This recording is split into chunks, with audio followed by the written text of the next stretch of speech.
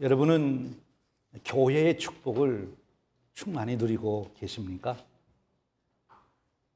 교회 생활하시면서 어떤 축복을 여러분들은 누리고 계십니까? 우리가 인생을 살면서 참 안타까운 것은 가정에 속해 있으면서도 가정의 복을 누리지 못하는 분들을 볼 때 참 안타깝지요. 저는 목회자로서 목회를 하면서 가장 안타까운 것 중에 하나가 교회에 속해 있으면서 매주일 교회 나와 예배도 드리면서 그런데 교회로 인한 행복, 교회 생활의 축복을 누리지 못하는 것을 보면 참 안타까워요. 우리가 가정에 속해서 있으면 가정의 복을 누려야 되듯이 여러분들이 교회에 속해 있기에 여러분들이 교회를 통해서 하나님이 주시고자 하는 축복된 삶을 충만히 누리시기를 주님의 이름으로 축원드립니다. 하나님이 가정을 세울 때 가정을 통해서 주시려는 축복을 예배해 놓으시고 그 축복을 누리게 하셨어요.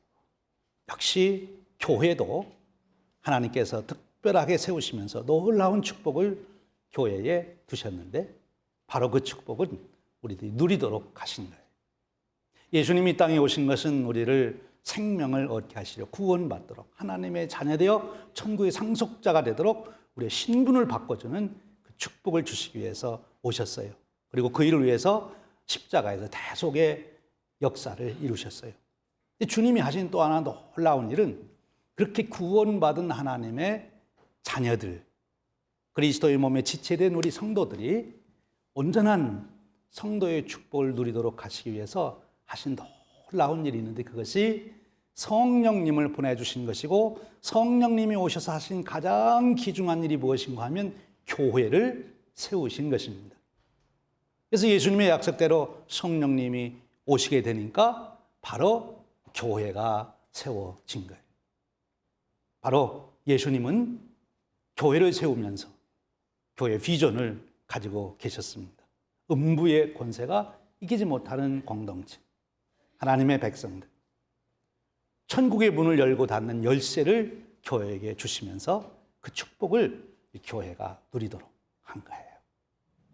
우리의 삶이 교회의 생활을 통해서 천국의 기쁨을 누리는 그 행복을 누리는 그 평화를 누리는 그 은혜를 맛보아야 된다는 것이죠. 그렇게 할 수 있도록 교회를 세워주신 것입니다. 여러분 이 사실을 믿습니까? 우리가 사도신경을 통해서 예배 때마다 거룩한 공회를 믿사오며 성도가 서로 교통하는 것을 믿사오며 이렇게 고백하는 그 내용은 바로 주님이 세우신 그 교회, 그것을 저는 믿습니다. 주님이 세우신 교회로 인하여 저에게 그런 축복이 주어짐을 믿습니다. 그리고 그 은혜를 제게 주시옵소서라고 하는 기도도 거기에 포함되어 있는 거예요. 근데 여러분, 다시 실제적인 질문을 드리죠. 여러분, 교회 생활에 대한 기대감이 어떻습니까? 교회 생활을 하면 나는 참 행복하겠다. 여러분들이 이제 젊으셨을 때 막 이제 결혼을 준비하고 결혼할 때 내가 이제 결혼하고 가정을 이루면 참 좋겠다 하는 그런 기대감을 가지셨던 것처럼 여러분들도 이 교회 생활을 통해서 내 인생에 하나님의 놀라운 축복이 올 것이라고 하는 그 기대감이 있으십니까? 교회 생활을 잘하면 즐겁고 기쁘고 웃음꽃이 피는 그런 행복이 내게 주어지리라 그런 기대가 있으십니까? 할렐루야. 제가 전에 전도를 했어요. 군목에 있을 때. 그랬더니 그 젊은 장교가 그래요. 목사님 저는 목사님 얘기를 들어보니까 예수는 믿어야 되겠고 교회는 나가야 되겠는데 나중에 믿을게요. 제 인생 다 살고 막 죽으려고 할 때 그때 가서 믿고 천국 가길 원합니다. 그 젊은 장교의 생각은 그랬던 것 같아요. 내가 이 젊은 나이에 교회 나가면 재미도 하나도 없고 어떻게 내 인생이 답답하게 그렇게 그냥 회색빛처럼 침울하게 살아가야 되는가. 교회 다니면 재미가 없으니까 교회는 나중에 내가 늙어서나 다녀야 되겠다. 그런 생각을 가진. 여러분 생각은 어떠세요? 이 질문을 여러분들에게는 이미 교회에 들어오셨고 수준이 좀 높으시니까 수준을 좀 높여서 이렇게 제가 질문을 좀 바꾸면 이렇게 질문을 바꿀 수 있어요. 여러분은 성령 충만하여 교회 생활하고 싶습니까? 아니면 성령 충만해진다고 하는 것이 조금 꺼려지십니까? 어떠세요? 성령 충만하시면 좋겠어요? 그러면 정말 생활이 좋을 것 같아요? 네. 어느 목사님 수기를 보니까 그 목사님이 성도님들에게 성령 충만해야 됩니다. 그랬더니 성령 충만하면 무슨 일이 생기는데요? 그랬더니 한 분이 그렇게 질문을 했어요. 그랬더니 그 목사님이 성령 충만하면 우리가 나쁜 소문 안 내고 다른 사람들 비난, 욕 안 하고 그런 나쁜 습성이 우리 스스로는 못 고치는데 고쳐집니다. 이렇게 얘기를 한 거예요. 그랬더니 그분이 아이고 목사님은 뭘 모르시네. 우리가 모여서 부엌에서 밥을 할 때요. 부엌에서 밥을 할 때 뭐가 제일 재밌는지 아세요? 같이 밥을 하다가 한 분이 화장실 가면 그 순간에 그 사람에 대한 이야기를 하는 것이 얼마나 신나고 재미나는 일인데 아니 그런 맛이 싹 없어지면은 무슨 재미로 살아요? 우리가 모여서 남 험담하고 비판하고 그게 참 재미있는데 그 맛을 잊어버리면 무슨 맛으로 인생을 살아요? 그렇게 얘기했대요. 그래서 그 목사님 얘기가 진짜 뭘 모르시네. 무슨 맛으로 살기는요? 천국 맛으로 살지. 천국 맛. 천국 맛이 뭔지 아세요? 천국의 행복을 가지고 살아가는 삶. 제가 그런 교회를 소개해 드리려고 합니다. 그런 교회. 어떤 교회가 천국의 맛을 느끼며 맛을 보며 그 기쁨으로 살아가는 교회일까요? 시카고 한인제일감리교회. 할렐루야. 아멘. 그렇게 될 줄로 믿습니다. 내 믿음대로 될지어다. 아멘. 예. 저도 그렇게 늘 기도하고 우리 교회가 그렇게 되리라 기대를 합니다. 그런데 진짜 성경에 그런 교회가 있어요. 바로 오늘 우리가 읽은 본문에 소개된 교회. 성령님이 오셔서 최초의 교회로 창립된 예루살렘 교회. 그 예루살렘 교회가 정말 성령 충만해서 예루살렘 교인들이 정말 천국의 맛을 보며 교회 생활을 하는 그 모습이 오늘 우리가 읽은 말씀에 설명되어 있는 거예요. 여러분이 늘 읽고 읽었던 말씀입니다만 다시 한번 오늘 말씀을 여러분 살펴보십시오. 그들이 모여서 어떤 일이 있었는가? 어떠세요? 지금 예루살렘 교회에서 여러분들에게 초대장이 왔습니다. 여러분 이제 우리 교회에 오셔서 우리와 함께 신앙생활 하십시다. 예루살렘 교회에서 여러분 이게 초대장이 오면 여러분들은 어떠실 것 같아요? 할렐루야 하고 얼른 가실 것 같아요? 아니면 좀 주저가 될 것 같아요? 지금 예루살렘 교회가 어떤 일이 일어난 거 하면요. 그 교회 안에 이런 일이 일어났어요. 그 말을 받는 사람은 세례를 받음에 그날에 신도의 수가 3,000이나 더하더라. 그들이 사도의 가르침을 받아 서로 교제하고 떡을 떼며 오로지 기도하기를 힘쓰니라. 사단마다 두려워하는데 사도들로 말미암아 기사와 표적이 많이 나타나니 믿는 사람이 다 함께 있어 모든 물건을 서로 통용하고 또 재산과 소유를 팔아 각 사람의 필요를 따라 나눠주며 날마다 마음을 같이하여 성전에 모이기를 힘쓰고 집에서 떡을 떼며 기쁨과 순전한 마음으로 음식을 먹고 하나님을 찬미하며 온 백성에게 칭송을 받으니 주께서 구원받는 사람을 날마다 더하게 하시니라. 이런 교회예요. 어떠세요? 이 교회에 기꺼이 가시고 싶습니까? 아니면 잠깐만요. 조금 생각해 볼게요. 그러고 싶습니까?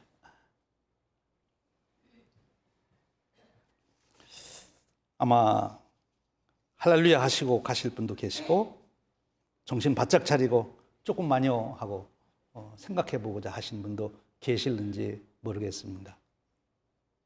그렇죠? 오늘 본문 말씀의 내용이 우리에게 참 귀한 교회다. 하지만 우리 보고 들어와서 그렇게 하라고 그러면 조금 생각을 해봐야 되는 그런 내용들이 있습니다.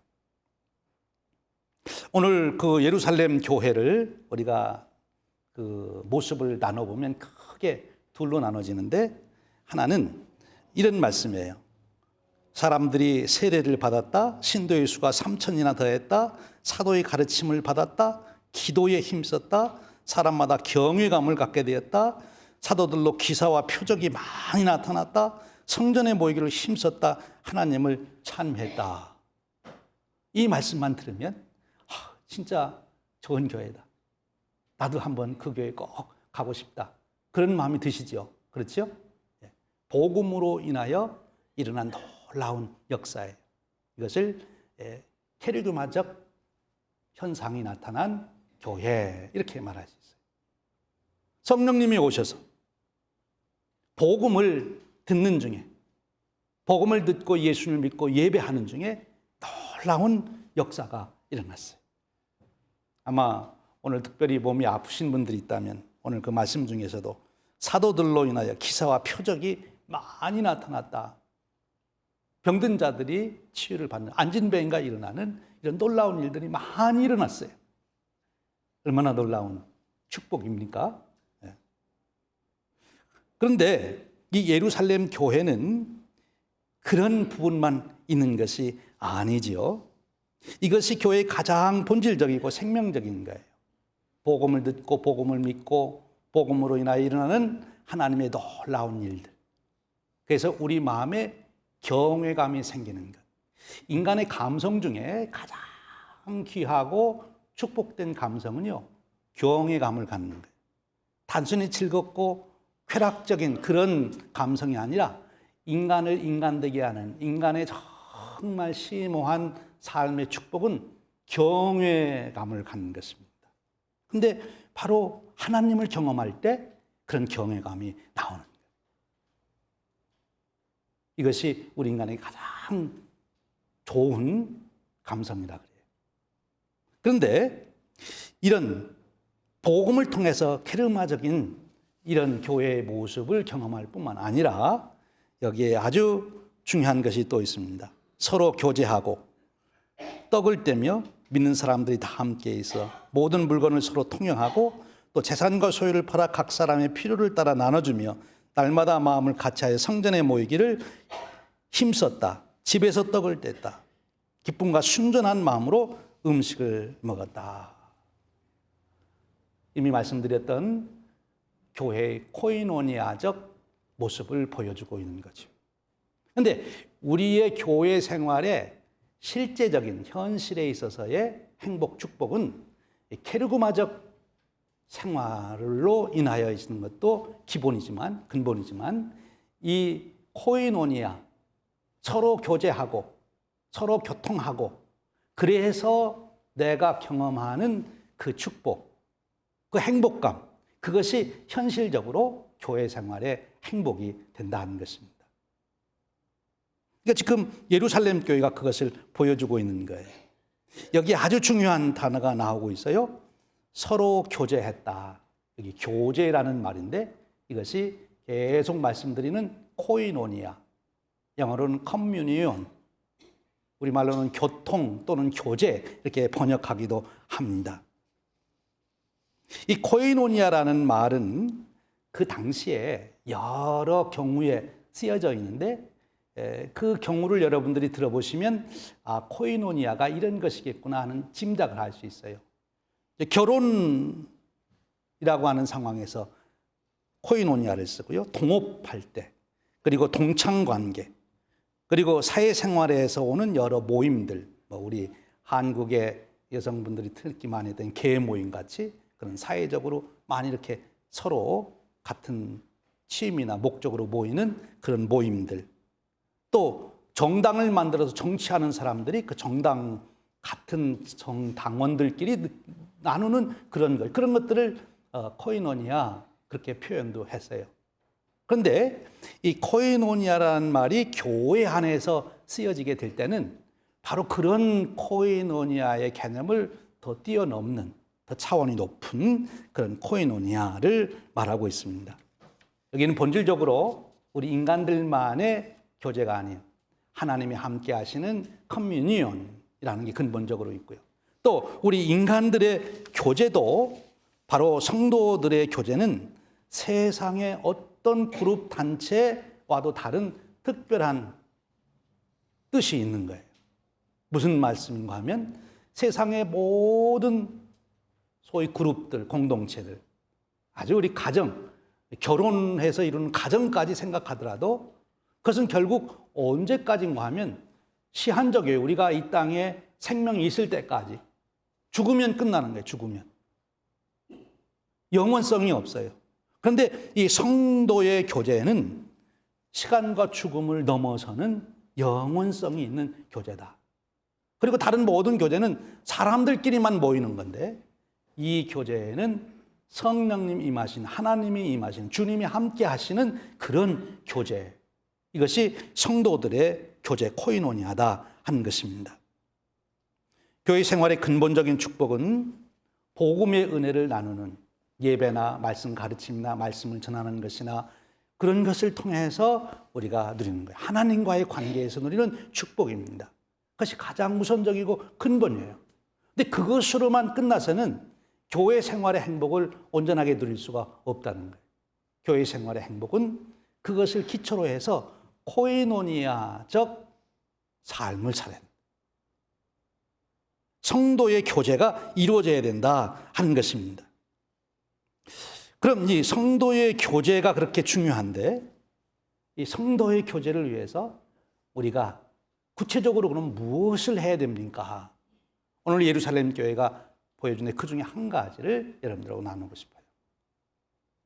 우선 우리가 근본적으로, 전제적으로 이해해야 될 것은, 우리 기독교는, 우리 예수를 믿는다고 하는 것은 혼자 믿는 것이 아니라는 거예요. 우리가 이 세상에 태어날 때 가정에 태어남으로 자연적으로 한 가정의 구성원이 돼서 가족 속에 살아가듯이, 우리가 예수님을 믿는다고 할 때 그것은 자동적으로 그리스도의 몸인 교회의 지체가 되는 것이고, 하나님의 가족인 교회의 권속의 한 구성원이 된다는 것입니다.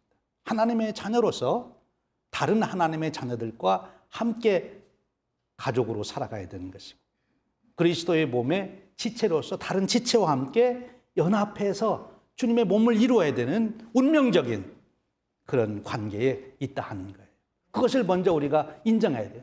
우리가 사도신경에 성도의 교제를 믿습니다, 성도가 교통하는 것을 믿습니다 하는 그 고백 속에는 바로 나는 하나님의 자녀로서, 그리스도의 몸의 한 지체로서 다른 가족, 다른 지체와 내가 하나 되어 살아가는 것을 나는 믿습니다 하는 그 고백에, 또 그렇게 살겠습니다, 그렇게 살게 해 주십시오 라고 하는 고백인 거예요. 그럼 그렇게 우리가 성도의 교제를 나눈다 할 때, 그럼 구체적으로 우리가 할 일이 뭐냐? 오늘 예루살렘 교회가 너무 우리에게 쉽게 보여주고 있어요. 오늘 말씀해 보니까 떡을 떼며 라는 말씀이 있어요. 또 집에서 떡을 떼었다, 기쁨과 순전한 마음으로 음식을 먹었다. 요 세 가지 표현이 오늘 우리가 어떻게 교회 생활에 축복, 행복을 누릴 수 있는가, 어떻게 교회 생활 속에서 천국의 맛을 볼 수 있는가 하는 비결을 가르쳐 주시고 있는 거예요. 먼저는 떡을 뗐다는 것입니다. 밥을 같이 먹었다는 거예요. 초대교회는 성전에 모여서 그들이 예배한 후에 그것으로 끝나지 않고 그들이 다 흩어져서 각 가정으로 돌아가서 같이 식사를 했어요. 그래서 그 당시 다른 사람들과 비교해 보면 크리스찬이 된 사람들은 함께 모여서 식사하는 것이 많았어요. 그 당시에는 매일 모였으니까 매일 모여서 같이 식사를 했다고 볼 수 있어요. 여러분, 우리 교회가 AD 300년 될 때까지는 이런 교회당이 없었습니다. 핍박을 받았기 때문에 교회당을 세워놓고 모일 수가 없었어요. 그럼 어디서 그 한 300년 동안은 뭐였나? 전부 다 가정에서 모인 것입니다. 이 가정에서 모여서 한 중요한 일 중에 하나가 같이 식사를 한 거예요. 여러분, 교회 생활에서 성도 간의 친교를 나눌 때 아주 중요한 방법, 교제의 방법이 뭔가면 같이 식사를 하는 겁니다. 이 식사한다고 하는 것이 우리의 삶에서 굉장히 사실 중요해요. 의식적으로 무의식적으로 같이 식사를 한다고 하는 것은 굉장히 중요합니다. 여러분, 중요한 모임이 있을 때마다 그 높으신 분들이 모여서 꼭 하는 일이 뭡니까? 회의만 하지 않고 꼭 식사를 같이 하잖아요. 대통령들이 만난다 그러면 꼭 만나서 같이 식사를 해요. 이 식사를 하는 것은 우리의 생명이 바로 우리의 음식과 관련되어 있기 때문에 식사를 같이 한다는 것은 심리적으로 무의식적으로도 내가 저 사람과 함께 생명의 축복을 나눈다 하는 그런 인식이 있게 되는 거예요. 그래서 어떤 일보다도 같이 식사를 나누는 교제가 참으로 중요하다. 구체적인 방법이에요. 그래서 같이 식사를 하게 되면 단순히 밥만 먹고 끝나는 것이 아니라 사람들이 같이 모여서 밥을 먹게 되면 자동적으로 부수적으로 일어나는 현상이 있는데 그것이 서로에게 마음이 열리는 겁니다. 그래서 대화가 시작이 되는 거예요. 그래서 서로가 사정을 얘기하기 시작해요. 서로가 이야기를 들어주기 시작해요. 사람과 이야기를 하고 싶을 때 가장 쉬우면서도 제일 좋은 방법이 무엇인가 하면 같이 식사하는 겁니다.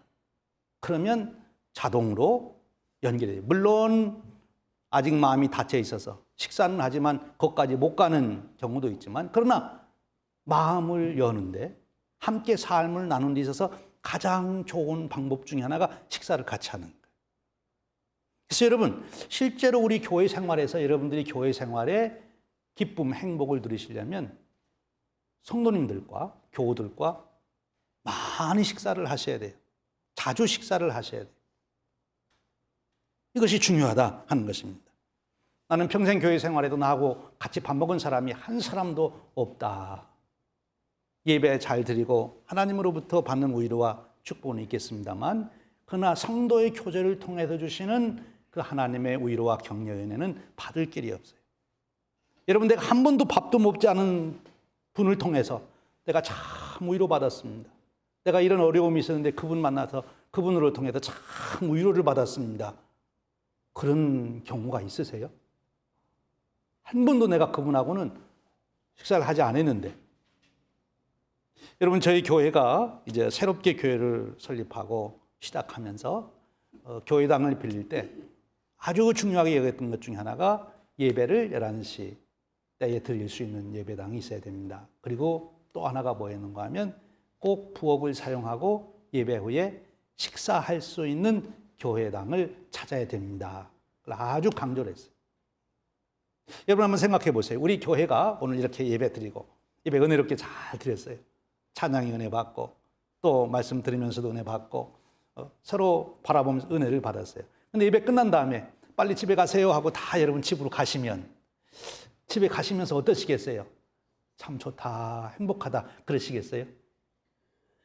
여러분들이 예배 끝나면 바로 다 어디로 가세요? 우리 친교실로 가셔서 그래서 같이 앉아서 식사를 하게 되는데 멀리 떨어져 앉아 계셔도 우리가 같이 식사한다는 그 감성이 우리에게 젖어들기 때문에 우리는 한 가족이다. 그 마음속에서 벌써 내 마음에 편안함이 오는 거예요. 그래서 이 교회가 같이 식사하는 것이 참으로 중요한 것입니다. 여러분 개인적으로도 많은 교인들과 그리고 식사를 자주 하시기를 바랍니다. 음식을 같이 나눈다고 하는 것이 우리 교제에 아주 중요한 일이에요.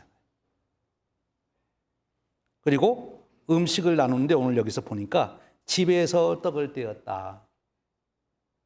아마 그 당시에 집에서 떡을 많이 뗀 이유는 집이 안전하기 때문에도 그랬을 것이고 또 요즘처럼 식당이 많지 않아서 그러실 수도 있어요. 여기 집에서 떡을 떼었다고 하는 것은 성전에 모여서 예배드린 분들이 다 한 집으로 갈 수 있겠습니까? 못 갔겠죠. 그러니까 결국 흩어져서 소그룹으로 모였다 그거예요. 그래서 여기서 기본 원리는 소그룹입니다. 그러니까 교회 생활에 행복을 누리려면 교회의 소그룹에 내가 동참해야 된다. 소그룹의 구체적인 소그룹이 뭐가 있어요? 속회도 있고, 또 이제 우리 교회 새롭게 설립된 각 위원회도 있고, 제일 우리 교회의 구조에서 소그룹으로 중요한 것은 속회예요. 여러분들이 속회에 꼭 들어가셔야 돼요. 근데 형식적으로만 속회에 들어가 있고 같이 음식도 안 나누는 그런 속회면 속회가 가지고 있는 그 축복을 누릴 수가 없죠. 그런데 이 같이 모여서 음식을 나누며 마음을 열을 수 있는, 그리고 이제 다음 주에 더 은혜를 나누게 됩니다만 정말 서로를 위해서 진심으로 기도해 줄 수 있는 관계까지 맺어지려면 소그룹으로 모여서 대화가 돼야 되는 거예요. 예배를 통해서는 그것이 이루어질 수가 없어요. 오늘 여러분 같이 우리 예배 드렸는데 다 귀한 분들로 마음속에 간직하고 있습니다만 그분을 위해서 기도하려면 여러분들이 뭐라고 기도하시겠어요? 하나님, 제가 예배 드릴 때 제일 뒤에 앉으셨던 분, 그분을 위해서 제가 기도합니다. 그래서는 기도가 안 되는 거죠. 그분의 형편을 알고 기도해 드려야 되는 거예요. 내 형편을 알아야 나를 위해서도 기도하게 되는 거죠. 그것이 소그룹에서 비로소 이루어지는 거예요. 여러분, 지금 이 시간에 여기 계신 여러분들에게 여기 나오셔서 자기 지난주에 있었던 얘기 좀 하나 얘기해 주시죠. 그러면 다들 이렇게 제가 쳐다보면 저하고 얼굴 안 맞추려고, 눈 안 맞추려고 다 얼굴을 숙일 거예요. 그러면 여기 모든 분들 앞에서 나가서 얘기하기가 민망하고 쑥스러워가지고 못해요. 누구에게나 그래요. 그런데 한 3분, 4분만 앉으면, 이제 앞으로 식탁에 가가지고, 우리 친교실에 가가지고 3분, 4분만 앉으면 누가 먼저 말할까봐 그냥 내가 먼저 말해야 돼요. 그렇죠? 오늘 말 안 하고 가면 안 되니까, 꼭 내가 이 말 하고 가야 되니까 내가 먼저 말하게 돼요. 소그룹으로 모여야 말을 하게 됩니다. 입을 열게. 누구든지 말씀하실 수 있어요. 소그룹으로 모여요. 여러분들이 교회 생활의 축복을 누리려면 반드시 속회에 또는 위원회에 아니면 기도 모임에 아니면 성경 공부반에 렉시오 반에 어디든지 여러분들이 교회가 소그룹이 생길 때마다 우리 성가대에 어디에든지 여러분들이 들어가셔서 같이 모이셔야, 그리고 식사라고 하는 일을 통해서 우리의 마음이 서로 오픈이 되는 거예요. 굉장히 중요한 것입니다. 우리 기독교는 혼자 고독하게 살아가는 게 아니에요. 함께 예배드리고 함께 하나님의 사랑을 나누고. 여러분, 사랑이라고 하는 것은 그것이 현실이 되려면 반드시 조건이 필요한데 반드시 누군가 대상이 있어야 돼요. 사랑의 대상이 없으면 절대로 사랑은 할 수가 없어요. 나 혼자, 그거는 사랑은 절대 불가능한 거예요. 그건 나 혼자서는 할 수가 없어요. 누군가가 있어야 사랑할 수 있는 거죠. 여러분들이 교회 안에 오셔서 사랑을 나눠야 되는데 그러려면 이 소그룹에 들어가야 된다 하는 것입니다. 그리고 여기에 중요한 것이 있어요. 뭐라고 말씀했습니까? 즉 순결한 기쁨과 순결한 마음으로 음식을 먹었다. 근데 그렇게 음식을 같이 나눌 모임을 갖자고 할 때, 또는 이렇게 속회나 이런 소그룹으로 모일 때 기쁨과 순전한 마음으로 모여야 된다는 거예요. 그것이 빠지면 아무리 모여서 식사를 하고 아무리 소그룹으로 모여도 지금 이 사도행전에 나오는 예루살렘 교회의 성도들 누렸던 그런 축복은 누릴 수가 없어요. 내가 다른 뜻이 있어요. 저 사람 내 편 만들기 위해서 내가 식사 사야지. 그래가지고 모이라고 그래가지고 막 그 사람한테 이렇게 하자, 이렇게 하자, 이렇게 하자.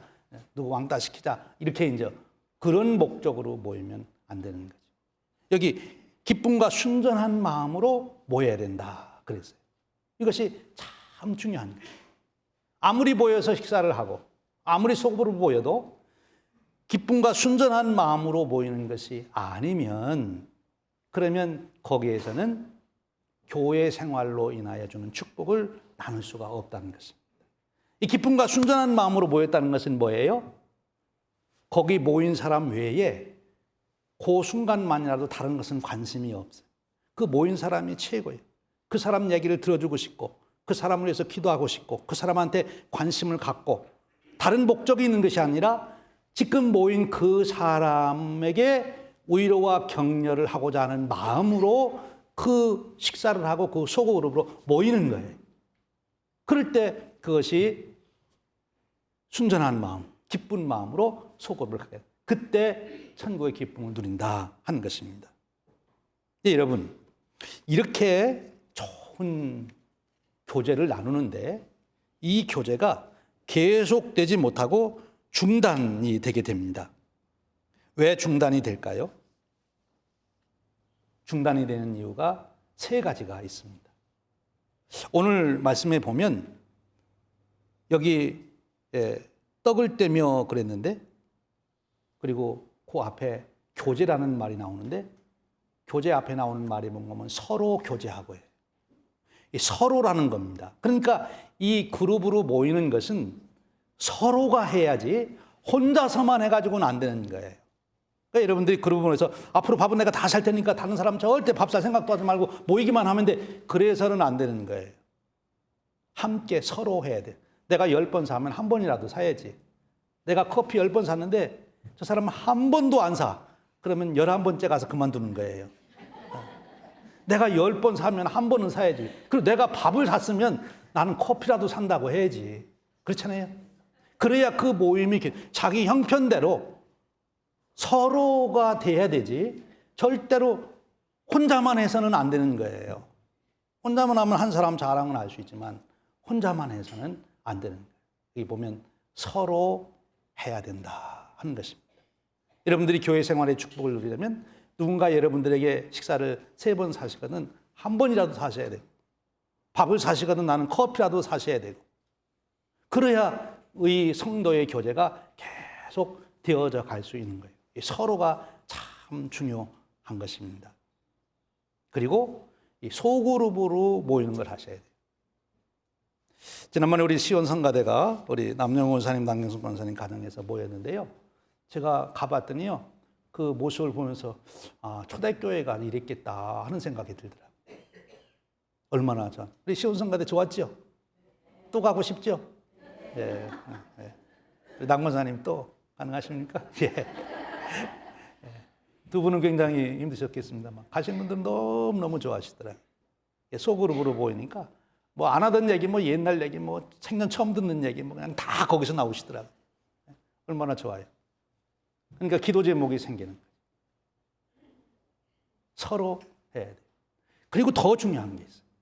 그것은 뭔가면 우리 성도의 교제는 커뮤니언. 그러니까 인간들끼리만 만나면 언젠가는 끝나요. 그런데 인간들끼리 만나서 우리끼리 어떤 문제가 있어서 그 모임이 약화됐다가도 다시 소생하는 것이 무엇인가 하면 하나님이 함께 하시기 때문에.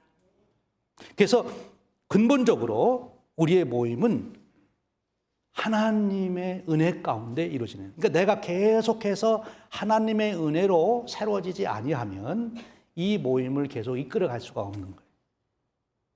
내가 하나님께 기도하고 예배하며 내 마음이 새로워질 때, 그때 다시 내가 성도의 교제를 다시 시도할 수 있고 시작할 수 있는 용기가 생기게 되는 것입니다.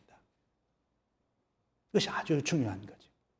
사랑하는 여러분, 예수님은 우리가 구원받은 것으로 끝나지 않고 이 땅에 살면서도 풍족한 삶, 행복한 삶을 살기를 원하세요. 그 일을 위해서 교회를 세우시고 교회 안에 성도의 교제를 하도록 우리를 이끌어 주셨어요. 이 교제를 하는 구체적인 방법이 바로 함께 떡을 떼는 것입니다. 그리고 소그룹으로 모일 때 그것이 더 잘 됩니다. 기쁨과 순전한 마음으로 모여야 됩니다. 그리고 이것을 계속하기 위해서는 혼자가 아니라 서로 해야 되는 것입니다. 그리고 근본적으로 하나님께 우리의 뿌리를 두어야 된다는 거예요. 오늘 저와 여러분의 삶에 이런 은혜가 주어져서 내가 일생을 살아가며 많은 공동체 속에서 살았지만 시카고 한인 제일감리교회 때문에 내 인생에 위로와 힘을 얻고 하나님 은혜 가운데 살아가는 축복을 누리게 되었습니다. 내가 잊을 수 없는 분들, 여러분 마지막 장례식 때 누가 오시겠어요? 오늘 이 예배에 참석하신 분들이 오실 거예요. 그분들과의 관계를 의미 있는 관계로, 소중한 관계로 갖고 나가는 지혜와 용기가 있으시기를 주님의 이름으로 축원드립니다. 기도하겠습니다. 하나님 감사합니다. 오늘 저희들을 부르셔서 교회의 축복이 무엇인지를 다시 일깨워 주시고 그 축복을 누릴 수 있는 길도 안내해 주시니 감사합니다. 성령님, 저희들을 좀 더 감동시키고 용기를 주셔서 저희들로 하여금 함께 떡을 떼며 함께 소그룹으로 모이며 순전한 마음과 기쁨으로 음식을 나누는 그 은혜를 허락하여 주옵소서. 그리하여 우리가 서로가 위로가 되고 서로가 격려가 되고 서로가 행복의 조건이 될 수 있도록 축복해 주시기를 원합니다. 우리의 인생 여정에 우리 교우들을 만났기 때문에 내 인생에 하나님 주시는 위로와 격려를 받았다고 하는 고백이 매일같이 쏟아져 나올 수 있도록 저희 교회를 축복해 주옵소서. 우리 주님 예수 그리스도의 이름으로 기도하옵나이다. 아멘.